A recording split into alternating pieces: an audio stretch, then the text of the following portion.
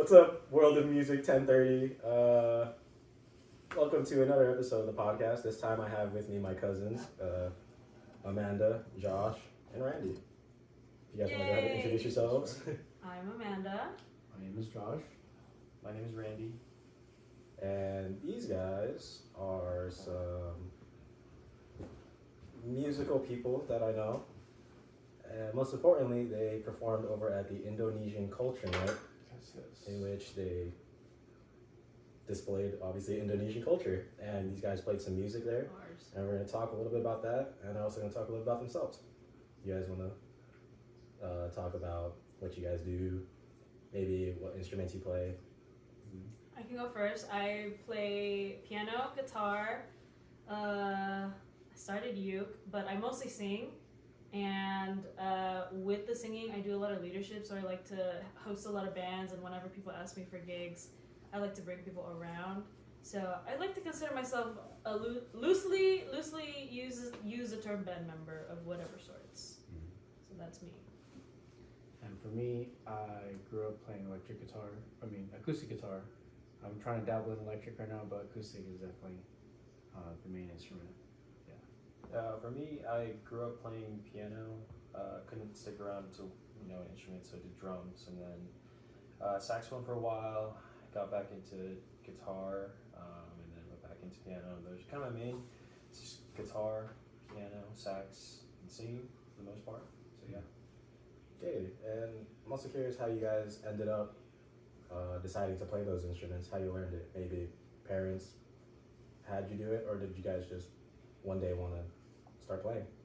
I was forced into piano lessons, but I ended up liking it, so that worked out.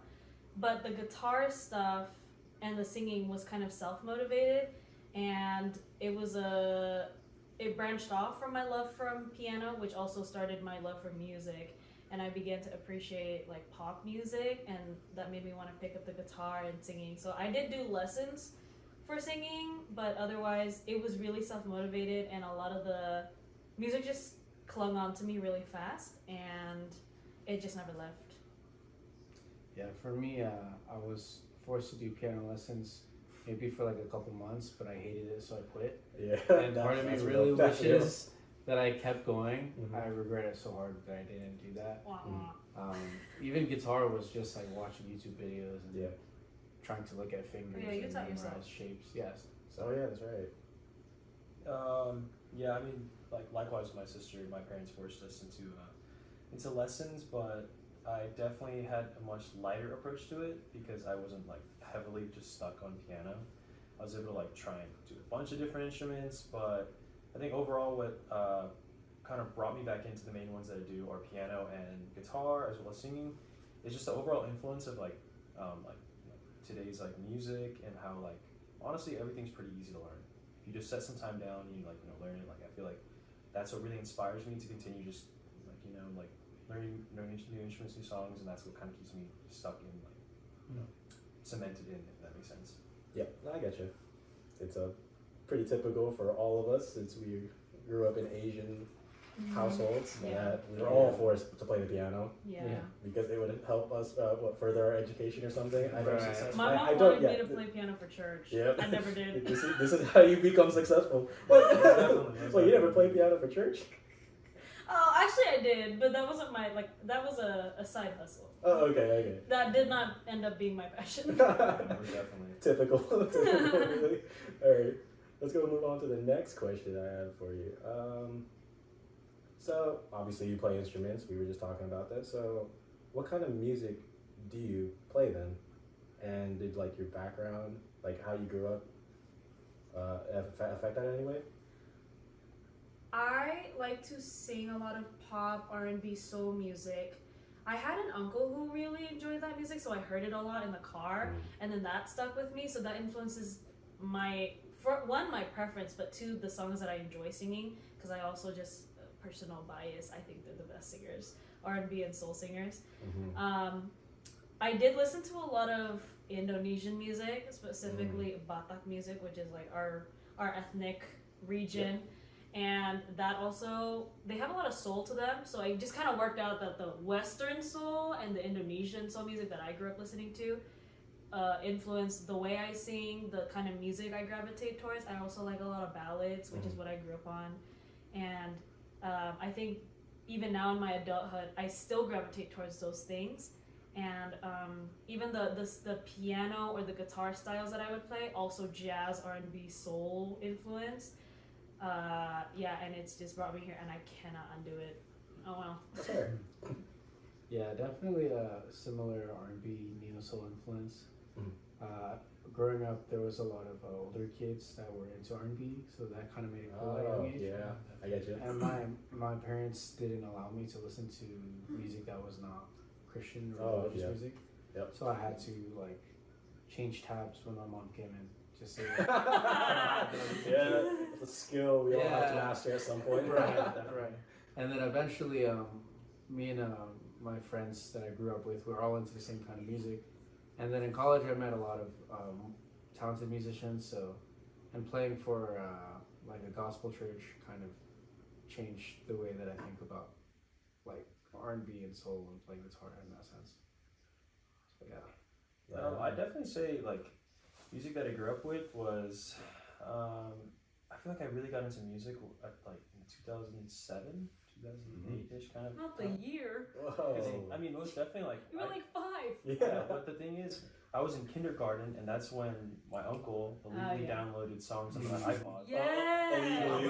Allegedly. Obviously, allegedly. We don't. Hypothetically, Yes. Yeah, hypothetically. Yeah. Hopefully, the feds are not watching. You know what I'm saying? But yeah, he downloaded some songs like from like the whole graduation album from Kanye West. Oh, that's a classic. That is a classic album. That was downloaded, so like I have like a really big like tie to Kanye, just whatever. That's despite that, but as well as like like a cliche. Whenever I just think like growing up as a child, like Sean Kingston. Oh yeah. Beautiful Girls. Or like Akon. Oh yeah. Wait, wait. Akon. You know what I'm saying? Like. I'm there with you. I don't remember the song. I was just listening to like all that kind of music, and that's like where my influence. B.O.B. Exactly. Oh yeah. Wow. And also like Bruno Mars. Like my sister really brought me into like the music scene. To be honest, like she was the one who like realistically like cultivated like my music taste. Like my favorite artist is like Mac Ayres, and she was the one who introduced me to him. Also people like Sam Smith, Adele, Bruno Mars. Those are all like my all-time favorite artists of all time, and those are all thanks to like my sister like playing that kind of music, and I'm just like easily influenced, as a child, and like listen to whatever's around you because you're like too scared to like venture out. You know what I'm saying? So that's why like I stayed within like the R&B, soul growing up into like high school as well as like pop. Most definitely pop. I mean, who didn't listen to pop growing up? Yeah. But then also in middle school, all the way up until high school, I got really into jazz. Like that's where I like started to really understand and like see like a difference in. Well, you were also in jazz band. I was. I played the saxophone in jazz band. Yeah. Nice. I just saw like a after joining jazz band, I saw like a different like point of view and like a different mindset and an approach towards music that I just never saw before. So that's why like I just regained that like love for music through like jazz band. If that makes sense. Yeah. Well, jazz has like. It does something to your brain at some point. Yeah, but see, like it tickles at one spot. Yeah, like when you're old enough, you're like, wait, this hits. Like, most definitely. This is insane. There's a lot of jazz standards out there. I fucking love all of them. Yeah, that's why, like, dude, like jazz is like one of the main like inspirations to all of our music that we listen to today. Oh, it's absolutely. like the absolute like cornerstone, the base of everything. Like just the foundation, and like that's why I really just it's nice to have like a good appreciation and understanding of how to create that music, how to cultivate, and like the feelings to feel, at least respectively, towards that kind of music. Yeah, no, I understand you. There's not much more to say about that, huh? Most definitely. So I guess we'll just move on to like the Indonesian Culture Night and how you guys performed and what you guys performed. So how did you guys come up with the set list, and also how was the Indonesian Culture Night? So I can talk more on that because I was the one who did lead it. Again, going back to how instruments and what that means to me, I've incorporated a lot of leadership stuff. So I have done a couple bands with people, and I got invited to the event again this year. I did it maybe twice the past 2 years. It's an annual event. It happens typically in August. And the coordinators were like, hey, we would like you to be part of the event. and I asked them if there were any specifics, and they're like, can you stick to Indonesian music? I was like, oh, I can do that, because the year before I did Indonesian and English, but I guess they were looking for something specific. Right. So I was like, what are two or to three solid songs? We ended up picking two, with the second one being a medley. The first one is Mantra Cinta by Rizky Febian. That's an Indonesian pop song. I feel like a lot of people who listen to modern Indonesian songs, they know that song. Right. And I knew that it would be a crowd favorite. Right. So I definitely chose that because I knew people would enjoy it. And then the other one was a Batak song. So again, going back to like our regional ethnicity, I knew there would be a lot of Batak people in that crowd, and they would like old school Batak songs. Right. So I chose, primarily it was Sitogol, and then secondly, my brother actually brought up another song called Alusiao, and those are just two, if you ever go to a party, you're gonna hear it play at some point. And I was like, oh yeah, those are really good crowd favorites. I think the older generation will like it. So I had a younger generation song and then an older generation song, and it did turn out to be really good. Like the younger ones came out for that first song that I mentioned, and they had a blast. I saw people singing, people were dancing, and then their mothers came out, the aunties came out. Especially for the Batak song, all of the older uncles and aunties their faces just lit up. They're like, I know that one. Oh my God, it's so fun. We had saxophones up on stage, bass, drummer, pianist, guitarist, and then I sang. It was awesome. It was so dope. I don't want to claim it, but I'm pretty sure we were the best act. Oh, you don't toot your own horn? Yeah, not to.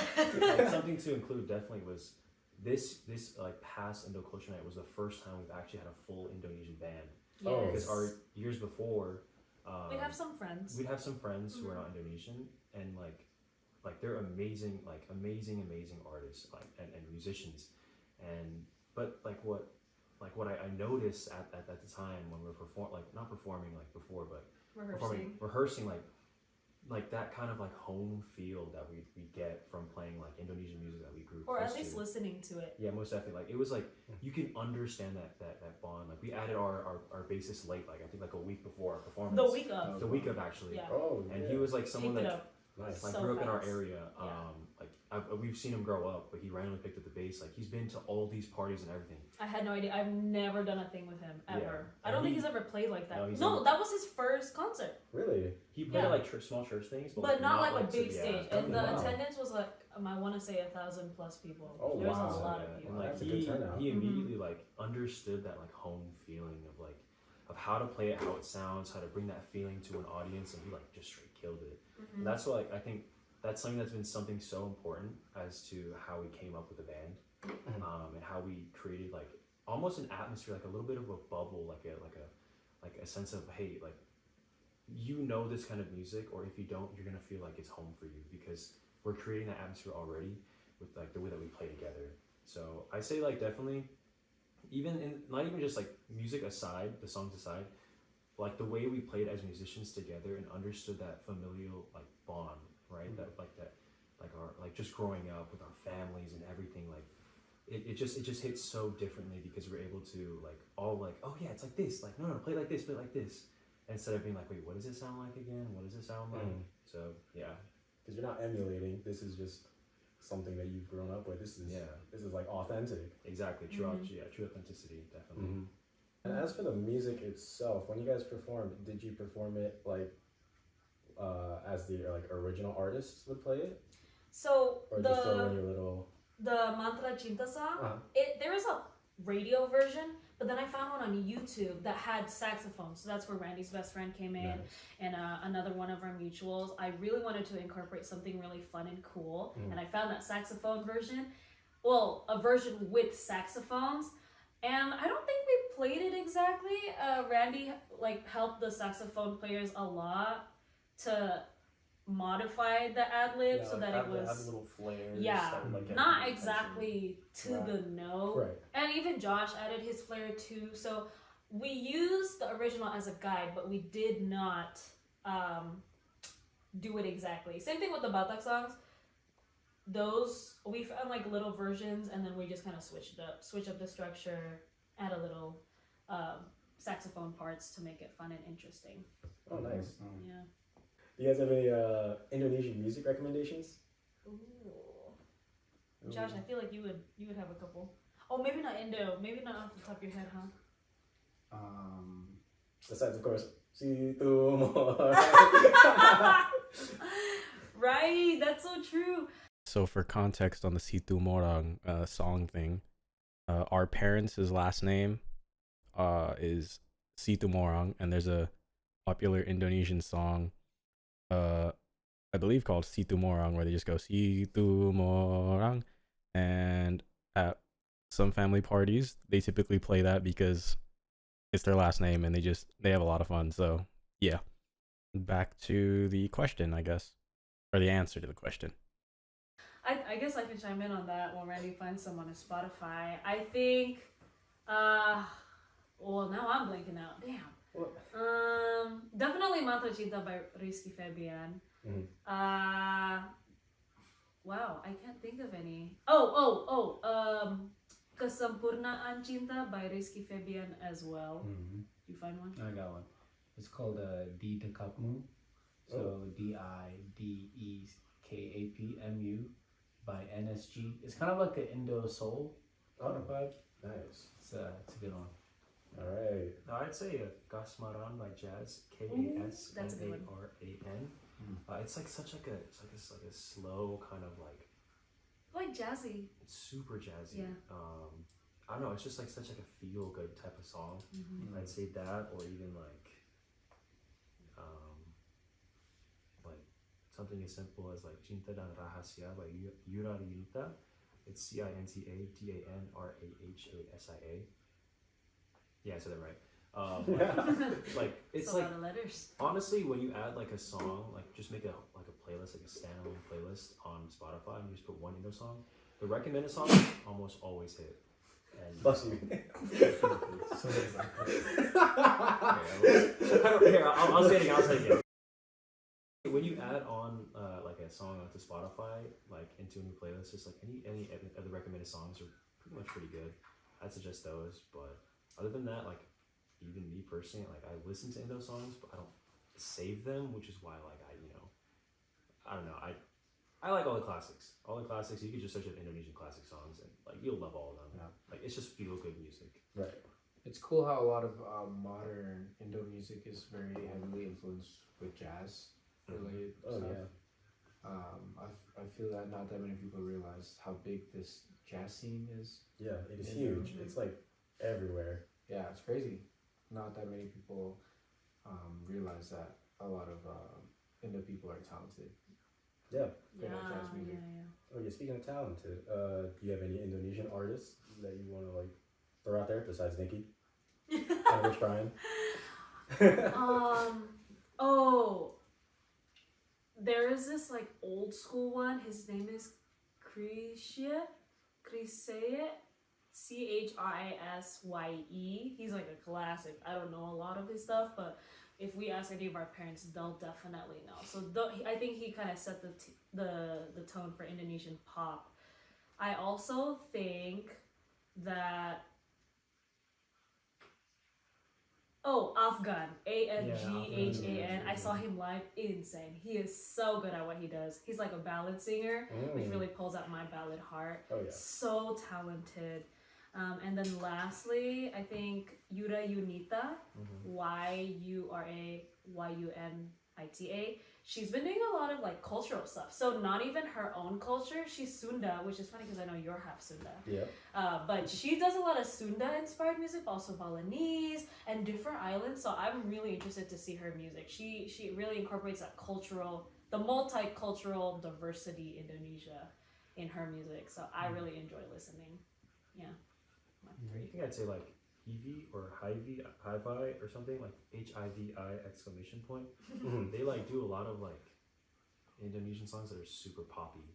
Like it's just like if you want to feel like you're Indonesian for a random day and you want to feel like you're a part of society, I feel like they're like Do you want to fit in? if you want to fit in, For real. at least in that kind of like sense, I feel like their music is really good. Yeah, I feel like a lot of Indos know their stuff. It's like it's cheesy. Yeah. Like I feel like yeah. Didn't our cousin call it a certain I forgot something. lagu galak? I don't know. Is it galak? I don't know. You can't quote me, bro. I don't know. We had a cousin like explain avant-garde. Yeah. Anyway. But it's just like Indonesian music. The thing is, it's very similar to English songs. If that like English songs. Sorry, my bad. In the sense of like it's all about love, heartbreak, and it's all about sadness or just something as simple as like a good day. Like that's always what good popular Indonesian music is about, because I feel like that's like in the Indonesian culture there's a lot of like darkness. There's a lot of like darkness, I feel like, just in terms of like everyday life. It's like humid out there, it's not as enjoyable and everything. Like Right. people want feel good, like music that they really want to emulate, you know what I'm saying? So yeah. Josh, did you have any artists? There's an artist called, his name is Tulus. Yeah, Dulus. Yeah. Oh, I do Tulus is remember good. another cousin. Oh, we Yes. played that in the car. He loves Stulus. Duluth, yeah. Tulus is I good. do. I rock with that. Yeah. Yeah, there's also a band called let's see if I can remember the name. Malik. Oh, Malik The Essentials. They're Ooh, fire. they They're had actually, a big concert. I think they're like the Indonesian Coldplay. No, they're fire. Oh, really? Yeah, You should yeah, check yeah, their yeah. music out for sure. So good. That's pretty badass. Yeah. Well, there's nothing else really to say, huh? Not really. You guys want to like start shouting out your socials, Instagrams, Oh. maybe get whoever I make watch this. sorry. Thank you, producer. Yeah. Producer Urban. Do you have any social media handles that you want to throw out there? Well, I'm on Spotify at Minty Manda, MINTYMANDA. Day. MANDA. I'll put a link. Yeah, somewhere around there. I am not very active right now, but hope to be. So follow my music. Yeah, I don't really have anything to plug. Yeah. Except for my girlfriend right here. Okay. I mean, I do post covers on TikTok. I'm Oh, actively yeah. trying to What's make your music. app? It's at R1NTZ on all platforms, but like it's currently deactivated because I'm in like a phase where I just want to go ahead and like. So basically nothing. It's just a phase. Yeah, it's just a phase, but I'm trying to like create that sound that I want and then start activating everything back and just start getting back into it. So everyone find my Spotify. Thank you. One final message. Remember to actually record your microphone audio. Goodbye.